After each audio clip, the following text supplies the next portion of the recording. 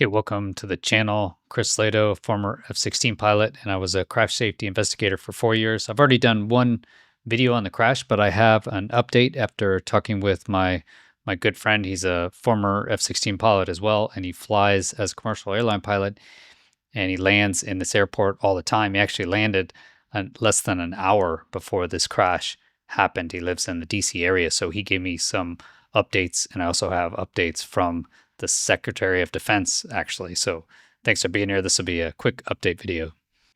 Okay, so this is the tragic accident right here when a Army Black Hawk and a CRJ airliner collided, killing many people. See how many survivors there actually are, but very difficult conditions. It's in really cold water.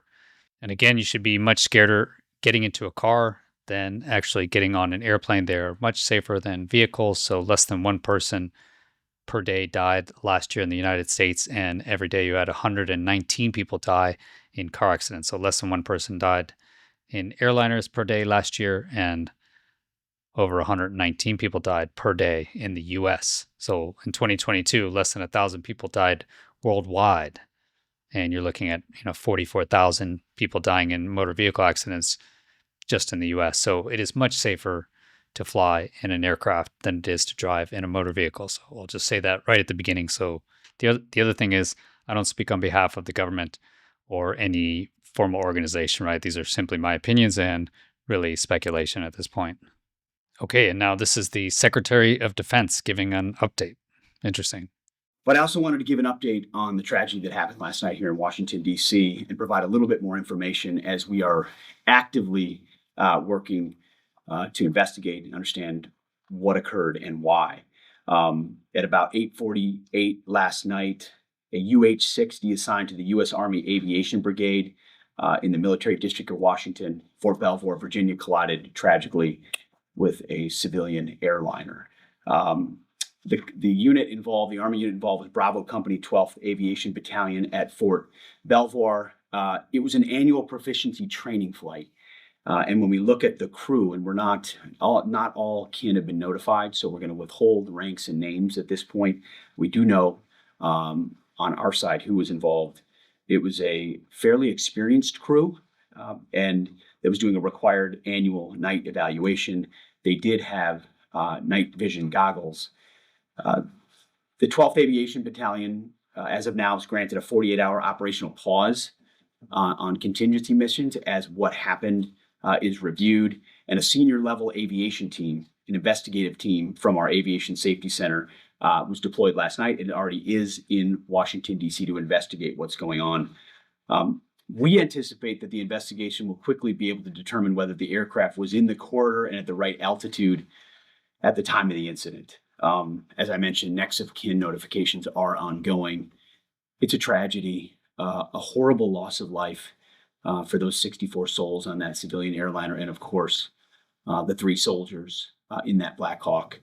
They're in our prayers, their families, and their communities as people are notified. I can't imagine. And I know it's gone from a rescue mission to a recovery mission, and we're with all the first responders that are moving actively too. So at the Defense Department, our thoughts and prayers go out. We are actively investigating to find out what happened and why. And as we get updates, you will have them. God bless. Okay, so that was quite interesting. First is to get a briefing from Secretary of Defense so quickly, as I don't think I've seen that before. That's really amazing. And then the fact he has, forearm tattoos, also quite interesting to me, right? So it seems like, the generations are changing. Next thing was I didn't know there was 64 people on board and 3 in the helicopter. And it sounds like, kind of as I suspected, is that they probably didn't survive. Plane crashes, while extremely rare, already said that in the intro, very unforgiving. So they're quite dangerous. And I would have been surprised if anyone survived the crash. So I don't know. I guess we'll see. But it sounds like it's a recovery mission, meaning not a rescue mission. So 67 people probably, unfortunately, dead in that case. Next thing he said is that they're under night vision goggles. He said they had night vision goggles, so I'm not sure if they were under NVGs at the time. but you could have had, a couple people under NVGs and someone else not under NVGs. Also, they have little clips on the top of your helmet, so you can just flip them up, etc. But I think this necessarily wasn't their fault. I think they could even find that they actually were in the right corridor. And so let's go to what my buddy told me about this airport. It seems like a really kind of tricky airport to fly into. He said a little sketchy, if you will. Okay, so this is the approach plate he sent me. My buddy Juice sent me this. So this is Mount Vernon Visual Runway 1, and he lands into Reagan a lot. He said it's a very tricky runway because right above the airport, so right north of the airport, you have P-56, and you cannot fly into this area, right? Or you get shot down by NASAMs, really, which is like ground-based AMRAAMs. So it just makes it tricky where you have to immediately turn left as you're taking off. If you're taking off, the main runway is 01. So it's a really busy area. It's not a large airport. You have a lot of planes flying in and around there, and you have Bowling Navy base, right, which is where Marine Helicopter 1 flies out of. I bet that's why Trump mentioned something here. So you have this airfield, and what's interesting is you come in to land on runway 1, right? And that's the long runway. So only the big aircraft can land on runway 1. But you have a smaller runway 33 oriented this way, okay? So what Juice said is what'll happen is as you're coming in to land on 01, air traffic control will offer to land on the shorter runway. So visual approach to 33. So can you accept a visual approach to runway 33? And since they were landing on runway 33, as you hear in the news reports, my buddy Juice landed on 01 right an hour prior to that. So they normally land on 01, right? But the CRJs, right, the RJs, he said, are smaller aircraft. They can land on that cross runway on runway 33.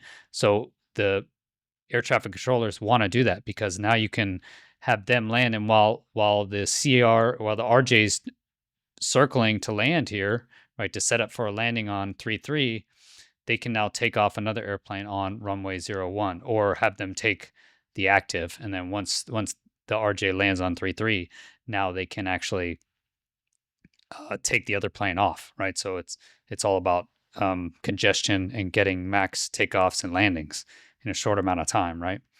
So it sounds like what happened is as they're flying in on 01, most likely air traffic control asked them, hey, can you accept a visual approach on runway 33?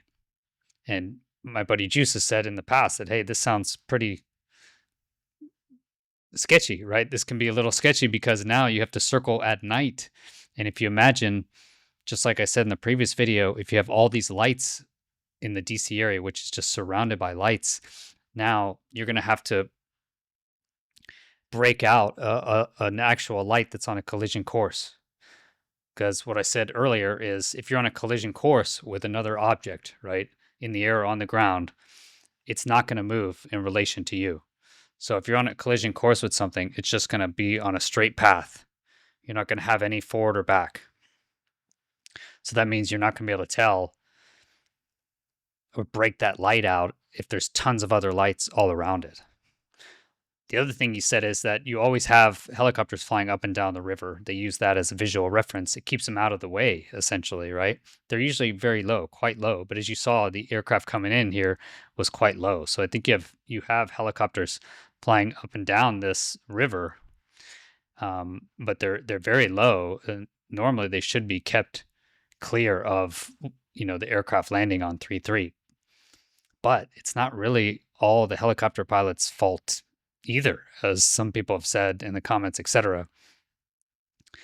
Because when this pilot in the RJ accepts this visual flight controls here, visual flight to runway 33, visual maneuver, he now is visual. So he should be clearing outside as well and making sure his flight path is clear, right? And helicopters fly pretty slow. I already said that, 100 knots is like normal speed for a helicopter.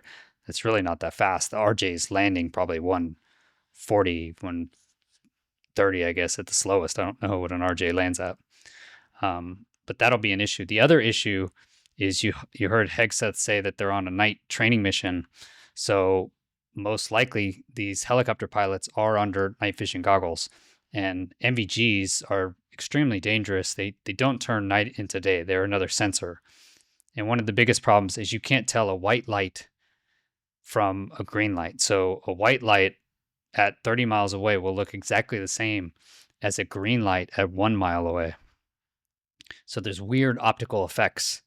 So breaking out a light, especially like a uh, position light or even flashing strobes, that flashing strobe light could be 30 miles away. You're not going to be able to see it and break it out as easily as you would if it's under optical, right? If you have the NVGs up.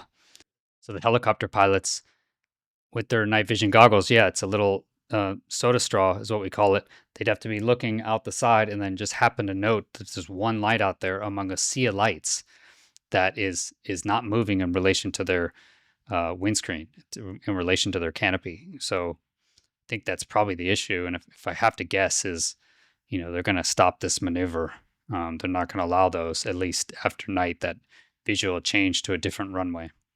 But obviously a tragedy. Hope you liked this video. If you did get information out of it, please hit the like button. Really helps the channel. And then subscribe for future videos like this, or what I normally cover is UAPs. And there's just been huge breaking news in the UFO community. Jake Barber, among other whistleblowers, have come out. And I really think we should be talking about that rather than this unfortunate tragedy. So I think they will go forward and change the procedures at Reagan International Airport. And again, I don't speak for the government, and they will do a full NTSB investigation on this crash. And yeah, hearts and prayers go out to the families of those people lost. But remember, it's still much safer to fly than it is to get in a vehicle. So have a great rest of your day. Peace.